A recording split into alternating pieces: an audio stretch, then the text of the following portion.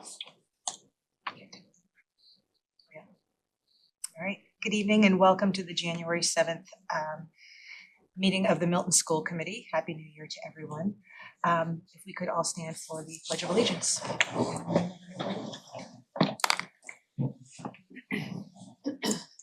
Pledge allegiance to the flag of the United States of America and to the republic for which it stands, one nation, under God, indivisible, with liberty and justice for all. As we do every meeting, we will start with public comment. In accordance with school committee policy, we will welcome members of the community to share their perspectives with us during public comment. We've set aside up to 15 minutes for this part of the meeting, and individuals may speak for up to 3 minutes each. While the school committee does not respond directly to public comment, if there may be opportunities for members to address issues that are raised over the course of the meeting when relevant topics are on our agenda. We strive to engage in respectful discourse during our meetings and ask that the public comment speakers keep that in mind. Speakers should introduce themselves for the record. We don't seem to have anybody in the audience here for it. Is there anybody online? If you are online and you're interested in participating in public comment, if you could raise your hand.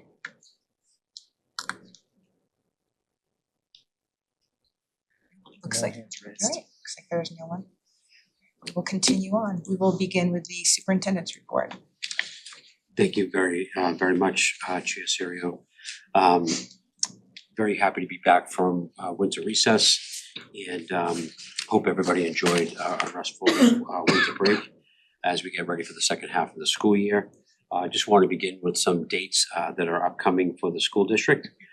Tomorrow night, January 8th, we have our preschool night. It's a virtual meeting for all of our upcoming preschool students for the 26-27 school year.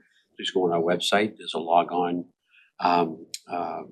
link there for you to connect if you would like to find out more about our preschool.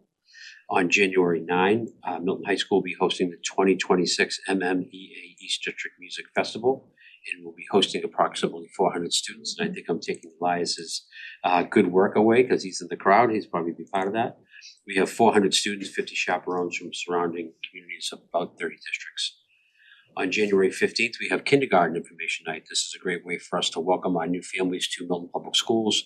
And this is the start of a 13-year relationship with families that are entering kindergarten that we hope will stay with the Milton Public Schools from kindergarten all the way through grade 12. Again, that will be a virtual night, so please click on that link and you will be able to attend that as well. Pierce Players will be hosting Anything Goes Thursday, January 22nd, Friday, January 23rd, and Saturday, January 24th. That will happen at the Pierce Auditorium, and we want to make sure that as many folks attend as possible. Our theater program at the high school and our theater program at the middle school are outstanding, so please take advantage of this wonderful event. March 12th is first grade information night. This is for all of our current kindergarten parents and anybody in the community who will be attending first grade next year. We want to make sure that you attend first grade information night. This is an opportunity for everybody to hear about our programs at the elementary level and understand how that process works for being assigned to a program, and all about our wonderful elementary programming in Milton Public Schools. I also want to let folks know that we have seen on the news and probably experienced in our families that it is full-blown flu season. So we want to make sure that everybody knows that if they are not feeling well, to not send their child to school, that we will absolutely get to work and make it up over time for our staff and our families to take care of themselves, wash their hands, and do what they can to make sure that when they come to school, they're healthy. The healthier we are, the more school days we can have and be productive. And for families who do feel like their child's sick, if they can make sure that they keep them home, and we ask staff to do the same thing so we can have a healthy school this school year in January, February. We have 2 student reps attending tonight that we'd like to call to the table. We have Elias Karos and Adam. And Adam and Elias, please come up. We are veterans here at the school committee meetings. We're so thankful for you to be here as student representatives. Adam is a junior and Elias is a senior at Milton High, so welcome. You are veterans now, so please tell us what's all the good stuff happening at Milton High. And again, thanks for being here. Yeah, thank you so much. Happy New Year. I hope you all enjoyed the holidays. Some exciting things are ongoing at the high school. We have begun our AP information sessions, and these will run through the 23rd of January. This is an opportunity for students to learn more about the advanced placement course offerings at the high school. These information sessions are often an excitement for both students and teachers as they get to meet one another and discuss some of the expectations and rigor of these courses. Elias and I, we both have experience with them.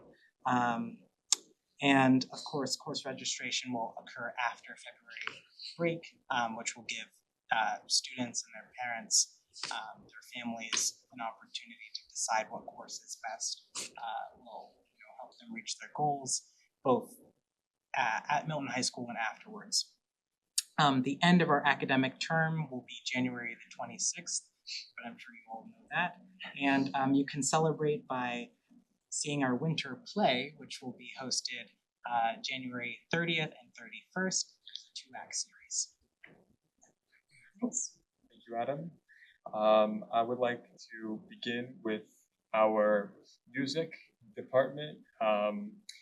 It's after the holidays, after our concerts, but we still have a lot of fun activities and events going on. Actually, just this weekend, on the 9th and the 10th of January, on Friday and Saturday, we will be hosting the Senior Districts Festival. It is wonderful to engage with the broader music community in the region throughout Greater Boston, and it is overall a celebration of all of our hard work as music students, and we seek to bring a lot of joy to our community through art and music. So if you're around on Saturday and you can come to the high school, that they're doing a performance there, it would be wonderful to check out. Also upcoming is our Sweetheart Dance. It's going to be held for all 4 grades at Milton High School in the field house at the week before February break. And that too will be a fun celebration of our hard work as students before we get to rest again. I know we just rested, but 6 weeks of straight school, and then going on to the break. That will be a fun event that we haven't done throughout the past few years, and it would be a great fundraising opportunity as well. And then we try to meet as a small group every month, and we haven't been doing so lately, or we haven't done it since our last meeting. So we don't have any updates regarding the issue with the phone policy, but then we will update you soon at the next meeting after we will have met as a group. Very good. Thank you very much. I forgot to mention that we have winter sports have started at the high school as well. And some of the highlights are boys basketball is 6-2. I was able to get to a game over the break. Girls basketball is 4-4. I was able to get to one of those games over the break. Boys hockey is 4-1. And our incredible girls hockey team is 6-1. Ski team is 0-0. They haven't had a match yet. Boys indoor track is 0-2. Girls indoor track is 1-1. And wrestling is 2-4. So there's a lot going on between music, theater, clubs, activities, AP, athletics. The high school's a busy place, so we're really happy that good stuff is happening at Milton High School. Awesome. Yeah, I wouldn't trade it for the world. You guys are the best. Absolutely. Great. Any questions for our all-star students at Milton High? Yeah, thank you. Thank you. Thanks. Happy New Year. Thank you. Happy New Year as well. Have a good night. Have a good night.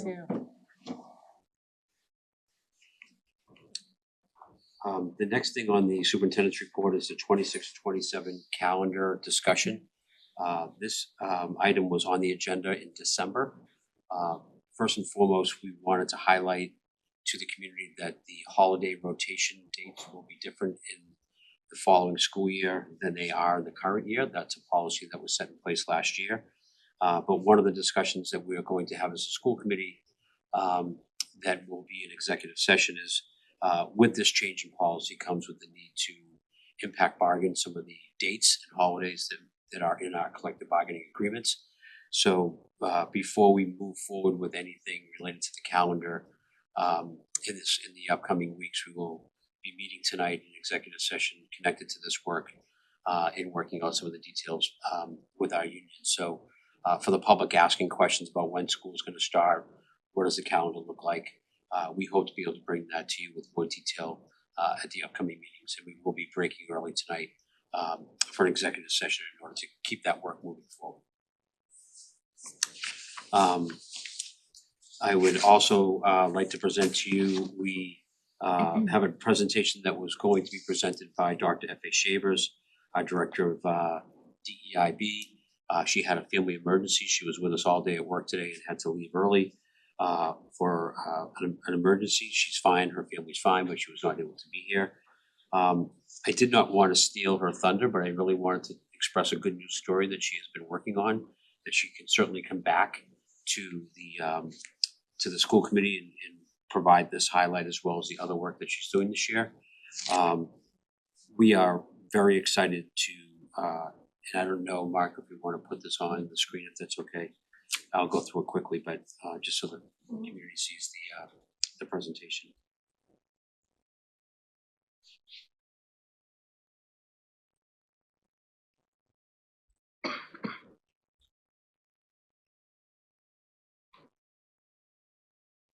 Thank you very much. In the next slide, Dr. Shavers and I met back in August, and one of her primary goals, not her only goal, but one of her primary goals on slide 2 was to increase the amount of diverse staff in the Milton Public Schools, 10% from the previous 24-25 school year, and also decrease the attrition rate of our staff of color who may be leaving the district. Her strategy for that includes some of the work that she's been doing on the next slide, which is staff of color affinity group, staff book club for all staff to participate in. We have joined the Teachers Lounge job portal, which is a portal that helps diversify districts' teaching staff, and also began the work on having equitable hiring practices and training for all of our hiring agents within the Milton Public Schools. That big picture work will be supported by a grant that Dr. Shavers applied for and successfully received from the Department of Elementary and Secondary Education. The grant itself is the FC0253. Only DESE can have a wonderful name for a grant like FC0253, Transforming Diverse Educator Pathways grant from DESE. It was up to $75,000. We were awarded 73, which is a very high amount. This grant will allow us to support our Unit D staff who currently work in Milton. Those are paraprofessionals that we would like to move into the Unit A or teaching and professional licensure roles if they have a desire to do so. That could be as a teacher, as a social worker, it could just be providing them access to coursework, etc. We feel it's very important to not only hire a diverse staff, but also cultivate the staff that we have and create a pathway for educators who come in through the paraprofessional Unit D employment. We know their character, we know who they are, we know they're good people, they've been working with us. It's only to our benefit and their benefit to mutually invest in each other and invest in who they are. So we have already contacted those folks. FA has a meeting on Friday to follow up. But what this grant does is it allows us to provide funding for different pathways for them to access higher education, licensure, test taking, licensure courses. The cost reimbursement towards becoming a professional educator would include course tuition, professional development costs, books and pertinent resources, certification expenses, MTEL prep courses, exam fees, licensure fees, anything that gets in the way monetarily of someone who is working with us that might be able to, if we can break down that barrier, they can access an additional pathway to becoming a licensed educator. We have about, I think, 18 people who are taking part in this work.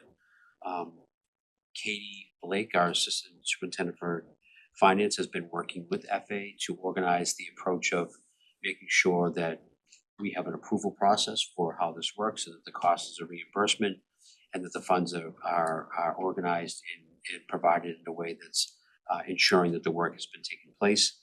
And all of the things on the screen that you see as ways that we're going to provide pathway opportunities and cost support to our employees are part of the DESI expectations. This is all approved by DESI, and we'll find our way to make sure we do it the customized way in Milton.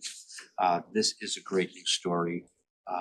We have been talking with DESI for a long time as superintendents to try to create pathways for students in high school to undergrad to becoming teachers and the barriers. And I think that this grant opportunity for all districts across the state is DESI's way of listening to superintendents and school districts that this might be a good way to diversify staff.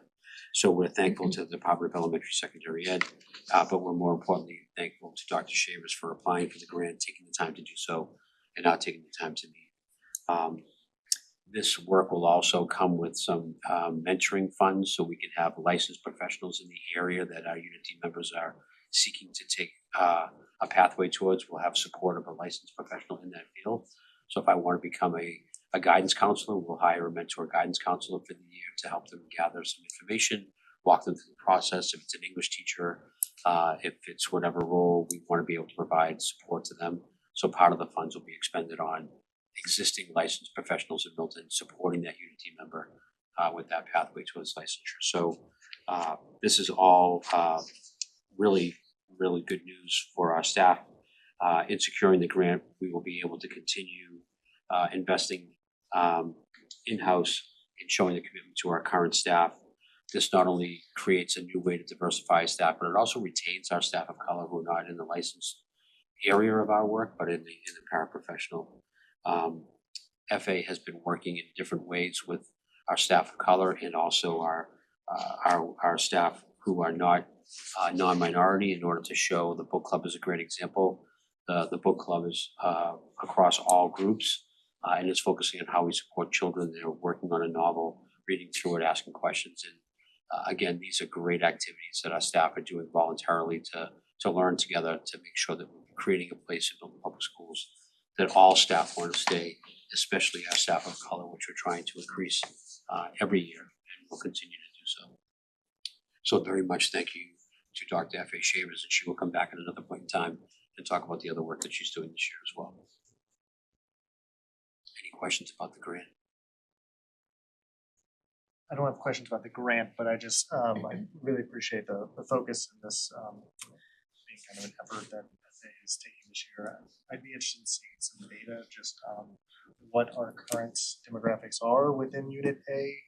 Also, you mentioned kind of attrition and like what are those metrics? Just assuming that this is kind of our baseline. You mentioned kind of improving it by 10% or whatever that metric was. Just kind of but some data about kind of current state to help us be able to see its improvement kind of thing. Is this great? Yeah, she had in the slides earlier that her goal is 10% increase from the 24-25 school year. That's her baseline, so we can provide that data or any other kind of data for sure. The grant is for the current fiscal year, right? So the work that's being stipended and so forth and reimbursed is taking place this winter, spring to be paid out by June 30th, Correct. probably. And so then it's the 10% goal. So if you have 18 people so far participating in this, then would the idea be that some of those folks might be ready to kind of move into hiring, like applying for open positions for next year, for example, where others might be on a pathway that's like perhaps more extended? Is that? I think most of the folks will be on pathways that are more extended. Okay. We'd like to see all these folks take the communication literacy MTEL just to get on ELAR, get plugged in with DESI to begin that. So that actually is very helpful. But some of these folks are on longer pathways. This is a shot in the arm to get people up and running and feeling appreciated and valued. But this is probably only part of what they need in order to continue their work. And so If there is a 2.0 of this grant, we would obviously apply. We could demonstrate some of our data, show what we did with the funds that were given to us, and hopefully if there was a successor grant, we would apply for it and try to continue the work. The timing is really hard. The grant came out late. So now we're trying to expend $73,000 in 5 months. So that's not a timing that we were in control of, but we certainly didn't want to not apply because, geez, that's going to be a quick turnaround. Let's get the funds. Let's help as many people as we can. Let's get them up and running. And then we'll take this as a step one and try to continue and extend the work moving forward. And then meanwhile, like the teachers lounge sort of is another strategy that may be more directly impactful for next year, bringing new folks in. So the Teachers Lounge is does two things. It provides a great affinity space for folks. You can log in, it can be remote, or you can go downtown to meet folks in person. We will post we have been and will continue to post all of our jobs within the Teachers Lounge, which has an extensive, diverse community of active job seekers. So we're hoping that is the major lever that we have in increasing our percentage of our staff of color, combined with the training for our hiring agents and just really thinking about how we post jobs, where we post them, what kind of questions are we asking in interviews, how are we representing ourselves to job seekers of color to make sure that they know that we're a place that's friendly to work, that we have efforts being made to retain staff of color, that we're involved in things. So that the two biggest levers I think that will influence our hiring next year will be the Teachers Lounge and the training that we provide our in-house staff in order to have a more clear and open and intentful targeted work and hiring for next year. Thank you. You're welcome. A couple of things. First of all, congrats on the grant. Let Dr. Shavers know congratulations as well.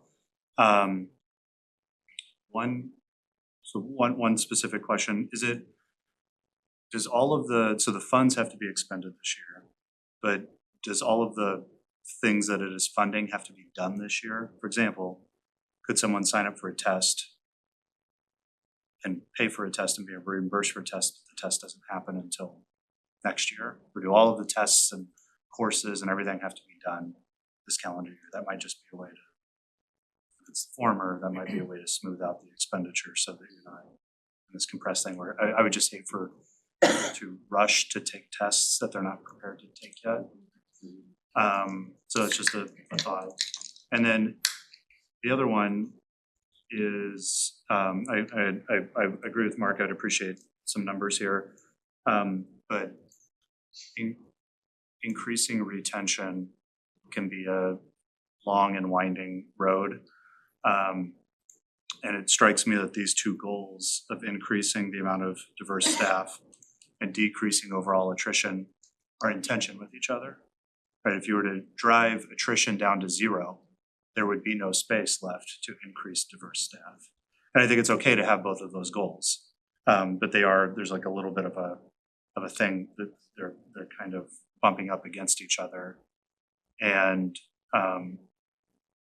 depending on what the attrition rate is and where it exists, it is also possible that these 18 folks could be trained as teachers and they go off to be amazing teachers, not in our district, which is okay too, because we all collectively need to get better teachers out there. That's what the state's interested in doing.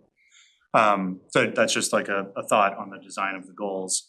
But that said, I think, from my experience, I think there's research on this, that employees who believe that their employers are invested in their career growth are going to be better at their jobs. They're going to be higher performing, more engaged. So I'm really glad that we're doing this. Just even if, and I don't think this is true, but even if all of the benefits accrue to us in the short term, just through higher performance and more engagement, it's worth it. But I think it'll extend beyond that, of course. I agree.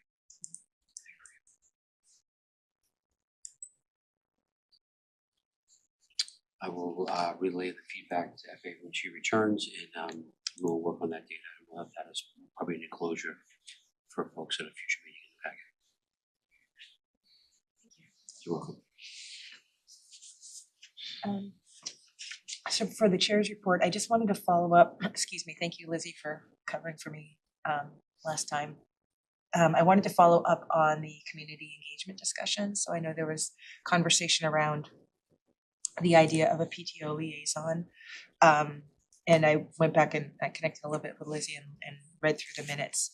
And I think one of the things to be clear is the goal is not necessarily to add more meetings to our calendar, recognizing that everybody has them, but really finding the opportunity, to have another touch point with the community in a way that allows us to kind of hear what's going on with the schools, have the PTO know that there's somebody that they can reach out to about, if they have questions about what the school committee is doing or things that they want to share. So it's really providing for that communication. And then at the appropriate time, if there's a meeting that works with their calendar or that there's an important one that they think that we should go to, then to have somebody attend. So the goal is definitely not to further fill up people's calendars, but really just to provide that opportunity.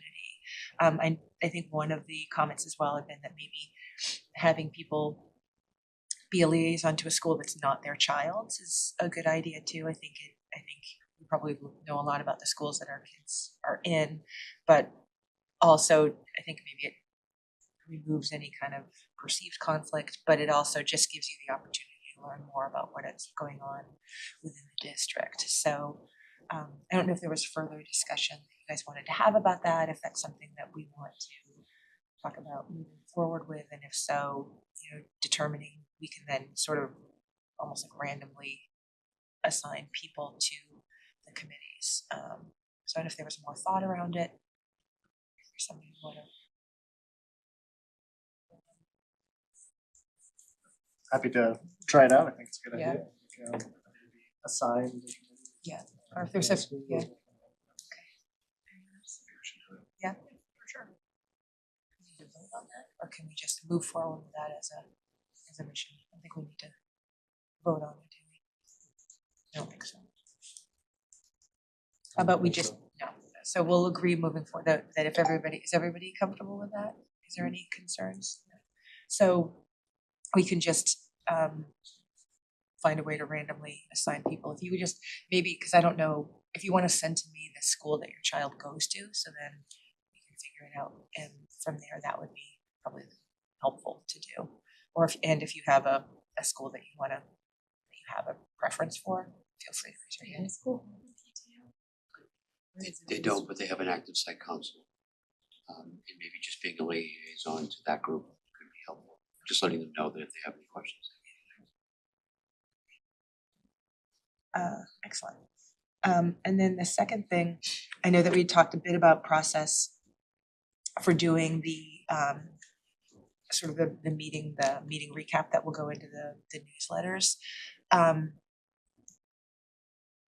This is just my feeling, if people can weigh in separately. I'm not sure that it's something that requires everybody to sort of approve before it goes out. If we're really just kind of recapping decisions, votes, discussions, and then providing the community with where they can find that discussion. I think that might take some of the sort of the burden out of the effort. So if people are comfortable with that, and right now we talked about maybe, possibly having it go to different people. I'm happy to just do it if, kind of do it after the meetings, and then if it seems like a lot, I can raise my hand and say, could somebody else take it a week, or we rotate it, but I'm fine to do that if it's, I just think that trying to find a way to rotate it might be also more difficult. But so if people are okay with that and that we can just move forward and say, recognize that that's what it's going to be, it's just that recap, facts, not editorializing really anything, and then just sharing it with the community. I think that might expedite the process. Thoughts, concerns on that? Sighs of relief that they don't have to do it. Well, I was thinking about it like, for the others of you who are chairs for other meetings, you're doing the meeting minutes and all that, and I'm not doing that. So I'll think this is my version of that until if it seems like a lot and needs to rotate. But otherwise, I'm happy to do it. So. Thank you. Yeah, let us know if. Yeah, I will. I'll definitely reach out. So that was it for the chair's report. We will move on to the finance committee, subcommittee report. Great. Finance Subcommittee met this morning. We met with the town administrator, director of finance for the town, and the two members of the select board who are on the select board finance committee. The town administrator shared some slides, similar to what we talked about in December. We're not going to present town administrator slides because they're not our slides, but I did put them in they're in the finance meeting folder and then also in the school committee meeting folder tonight. Sorry, they were added late. We received them late. So the People watching the meeting now could watch the recording of this morning's meeting if they want to see those slides. yes, yeah, yes, the meeting is recorded and available online. It will be available online once it may be posted. The overall picture is not a positive one. Revenue forecasts are low, and expense forecasts are coming in above revenue forecasts kind of across the town.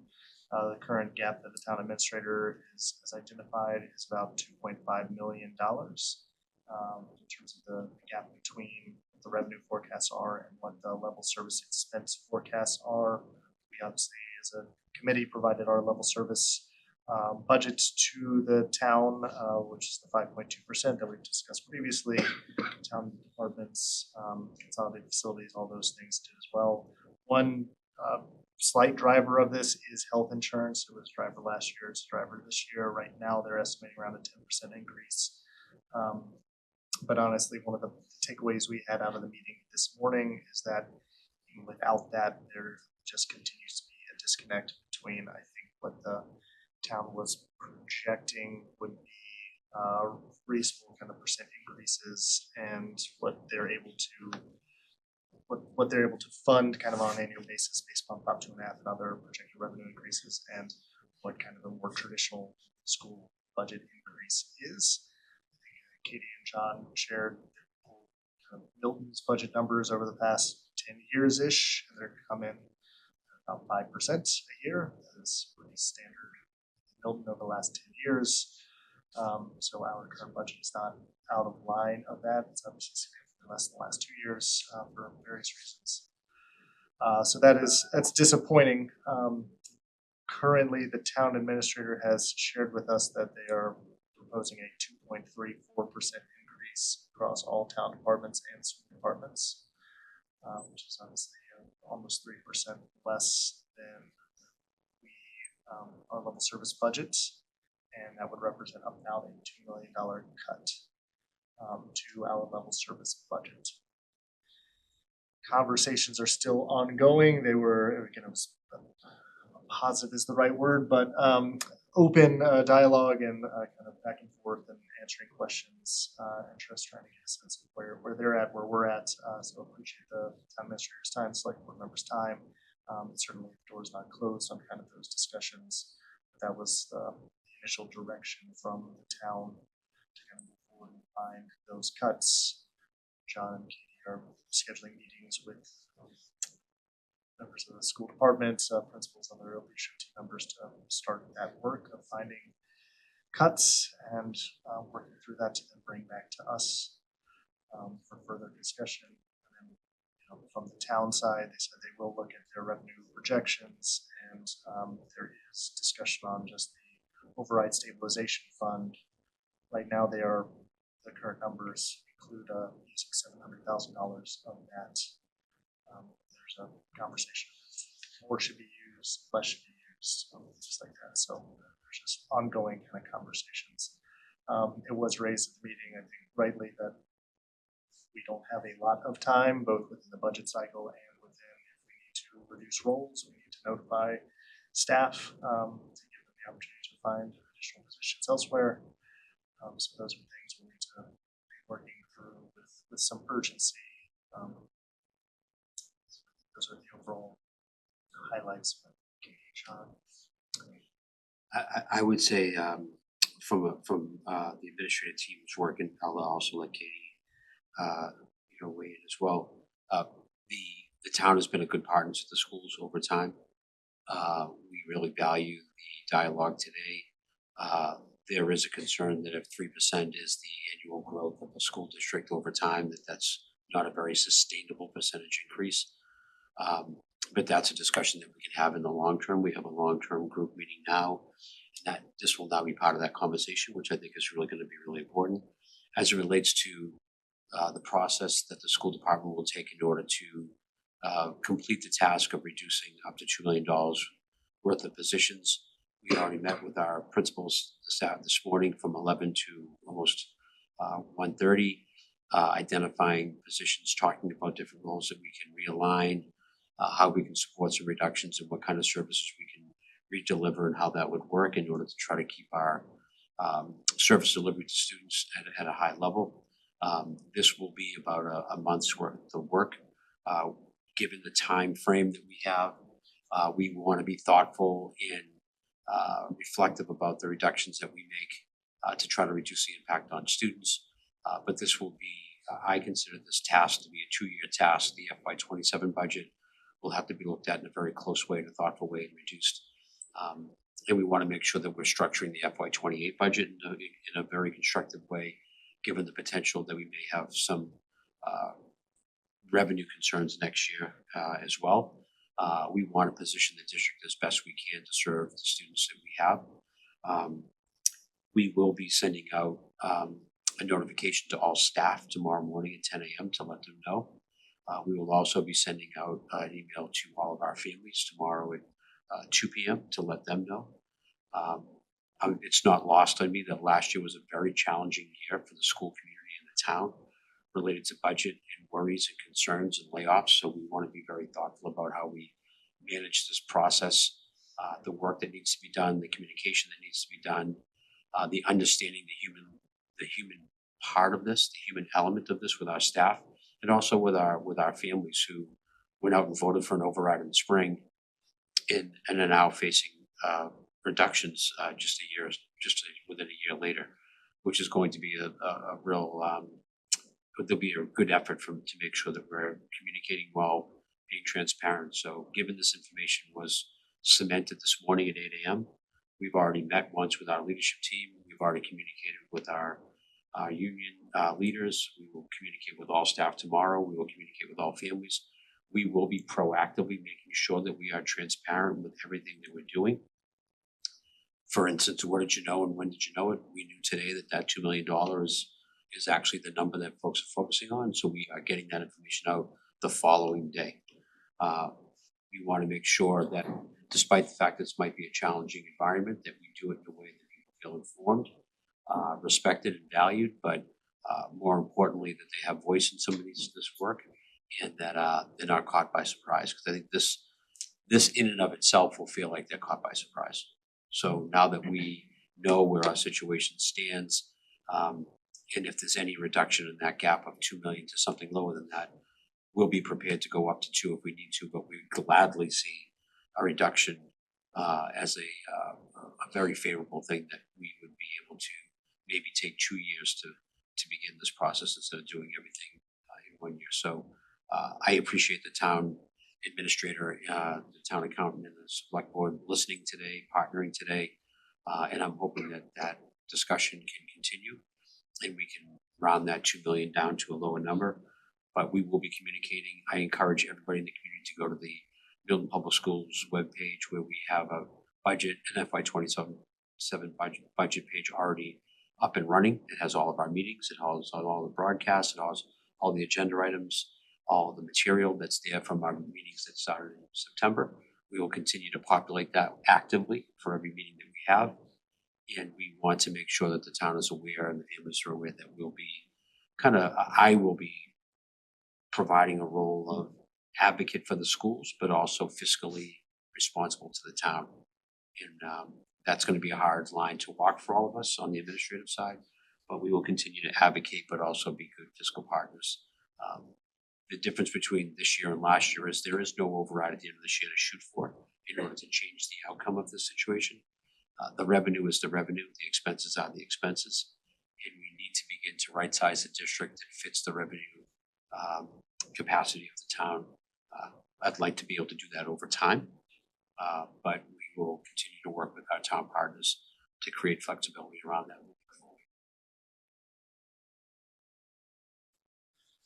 Yeah, just to echo that, the takeaway, like a 2.34% budget increase in any year is a cut budget. There's no way of us operating with the cost of special education, transportation, collective bargaining agreements, things like that. There's no way for the school department to kind of sustain that.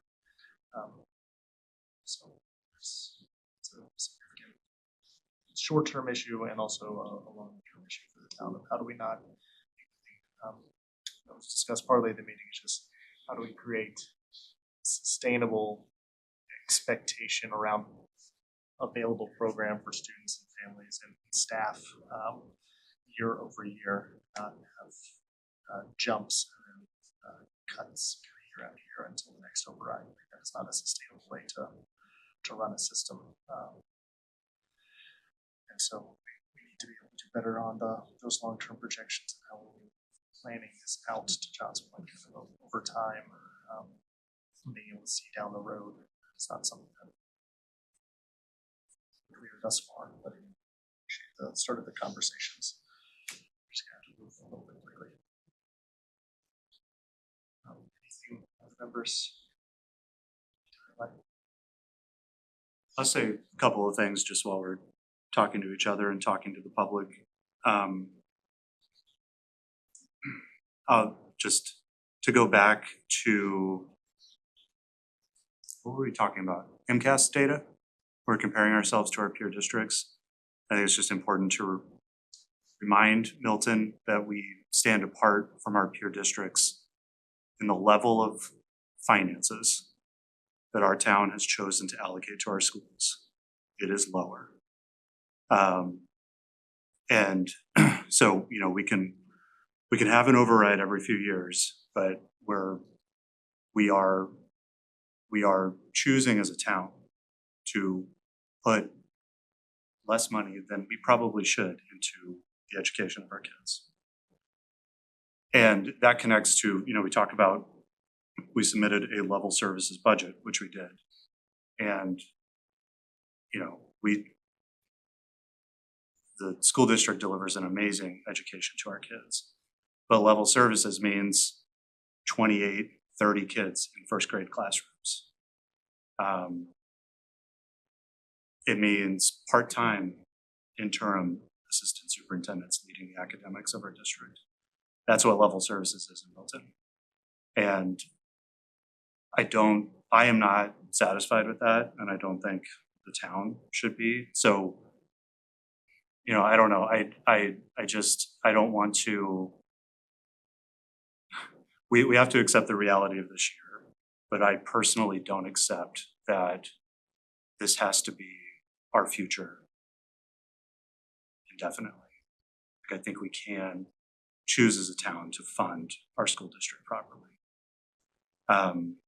So just, you know, and it might be 4 years, 7 years till we have the next override. I don't know.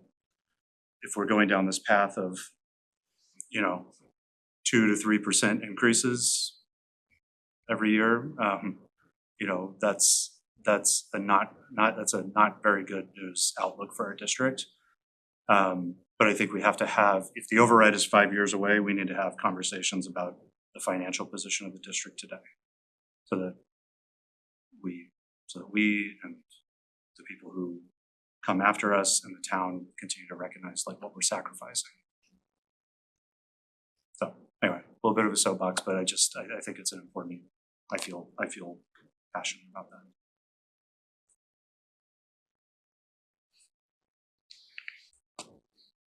Questions from members? I just had a question about the free cash number for FY26. There's like, because usually like I feel like that kind of comes in a little bit later. Is it, The free cash is estimated or certified, I think, at 4.5. 4.5. So that number is there. Free cash, part of it will go towards capital. Part of it will go to some other things. It's already committed. Select Board has a new free cash policy where they're going to retain 10% of it, not allocate it to anything a little bit over. So policy, we're not using free cash for the to fund the operating budget, but they could use it to invest in certain reserve accounts or other things that then kind of remove pressures from the operating budget. So that there are ways in which free cash can be allocated. The current projections don't essentially assume any use of free cash to address any of those. So that's as like we left the meeting, some of the work that the town administrator was going to look into of how could that, help smooth some of the rough edges here, but that is likely. There's no world in which kind of the $2 million gap that they're asking the schools to cut is going to be funded by free cash allocation. It would be kind of a little bit here or there that might reduce the impact to kind of our amount.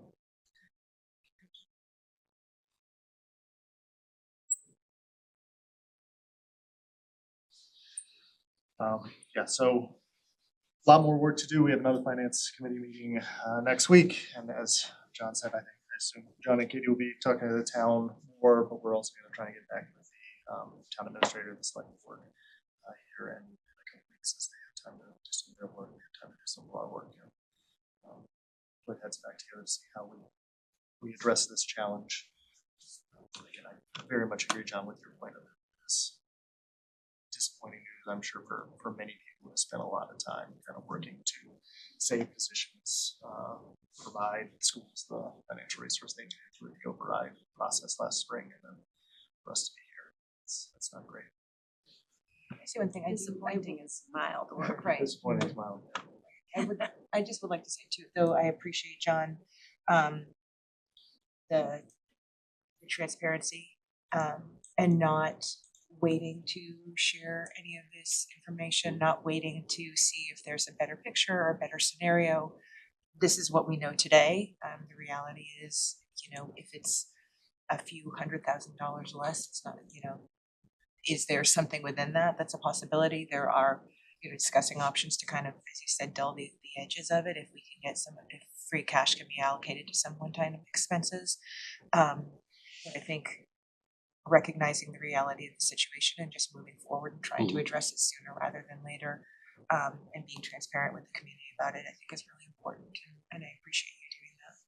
Thank you. Yeah, we want to make sure that we're open with our staff first and foremost, and obviously the community who voted and invested in the town, and we're well aware that this is going to be hard for folks to hear, especially from the staff side of things. So we want to just be open, honest, and get the work done, but also be sensitive to the fact that this will be something that we're going to have to work through folks with. But having the information in people's hands is exactly what they need. That's the right of the community and the voters and our staff.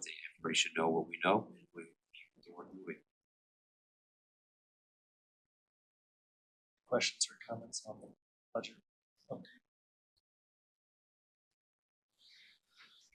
All right, then I will just provide notice that vendor warrant number 27 in the amount of $846,610.55 was signed and approved today. I don't think I forwarded it to y'all yet, though, so I'll do that.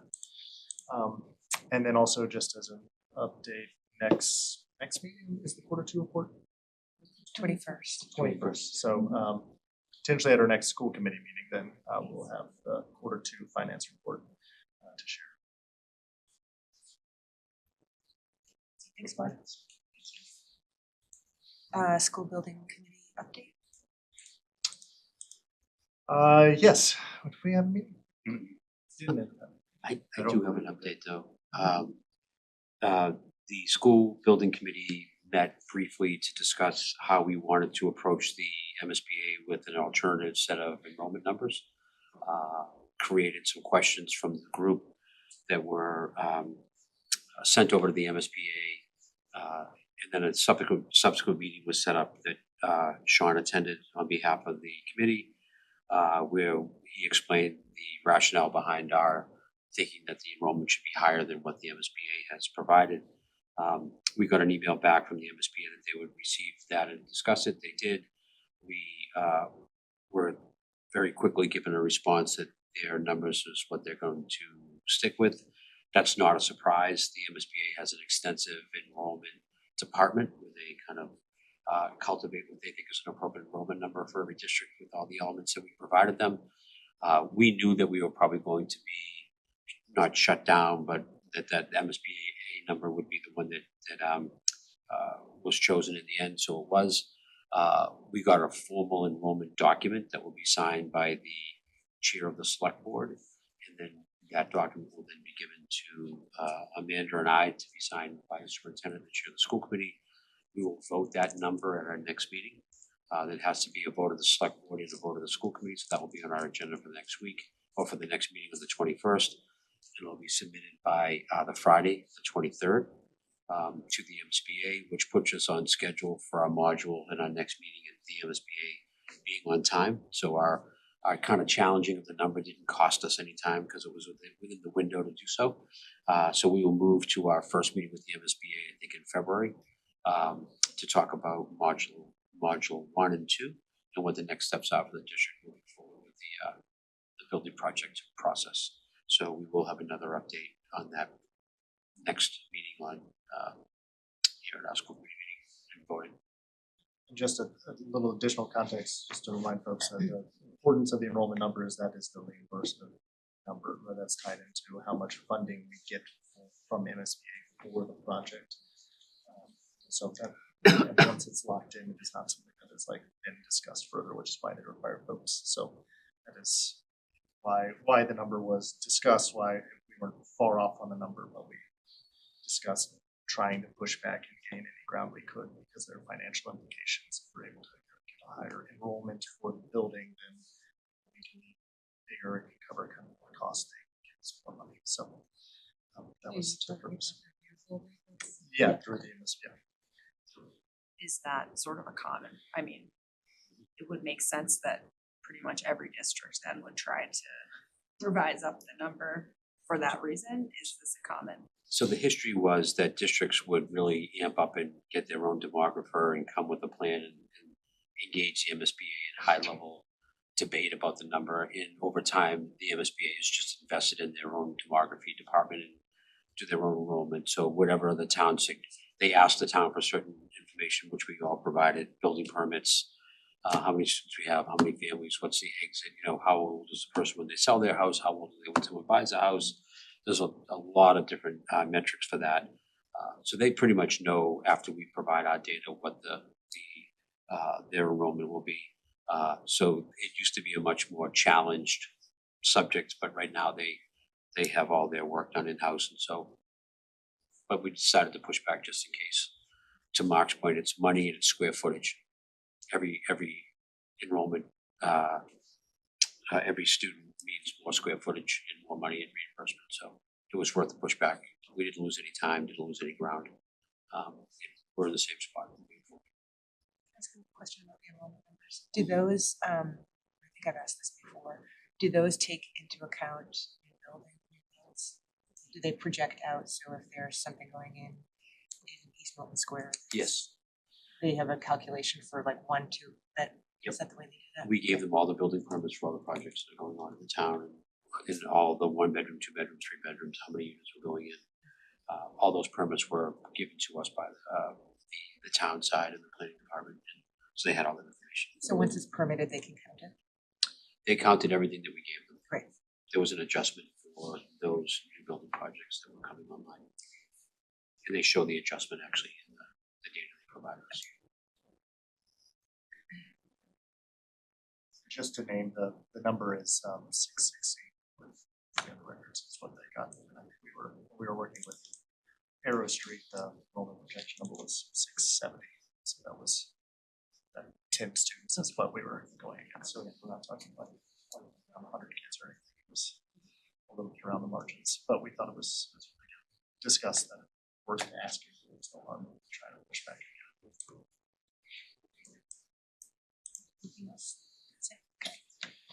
Great. The next item is approval of the minutes. If we could take them separately, because I was here on one, but not for the other. So we had 2 sets of minutes in the folder to approve. I believe they were 11/19 and 12/17.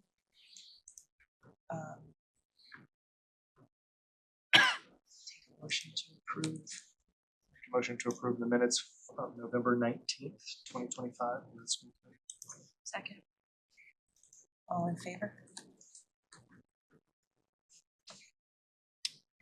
A motion to approve the minutes of December 17th, 2025 for the school committee. Okay, second. All in favor? I'm going to abstain. Okay, great. The next item is the meeting draft agenda items for the next meeting. So I have the, would we have 2026? Discuss the calendar for the next meeting? I think we should have it there as a Have it just placeholder. over there, just Yeah. in case. I have committee reports. I have the Q2 finance report will be part of the finance meeting. We have the enrollment data to be voted on as part of the school building committee update. We'll have, so committee updates will be finance, facilities, policy, capital. Is there an MFE meeting now? You can get back to me if you don't know. I don't know.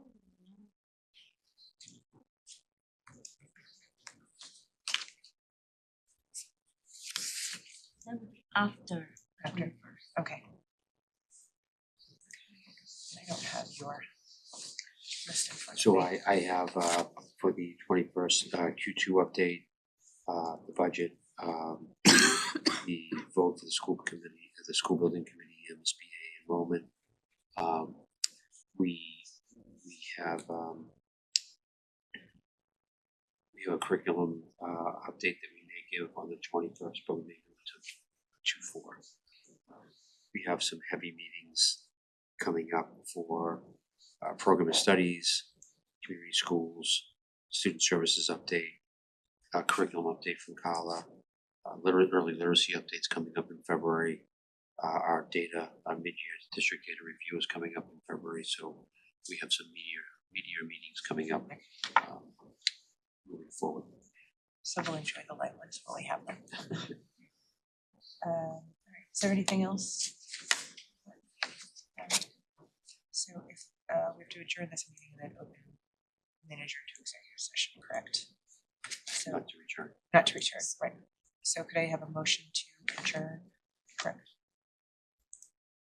So I think it's a motion, the motion to enter into executive session for the purpose of discussing collective bargaining strategy with Milton Educators Association and AFSCME, and to adjourn directly from the executive session, not to return to open session. This would be a roll call. Second. And roll call vote, second. Yeah. Nathan? Yes. Lizzie? Yes. Yes. Anna? Yes. Yes. And I'm a yes. Great. We'll adjourn to executive session.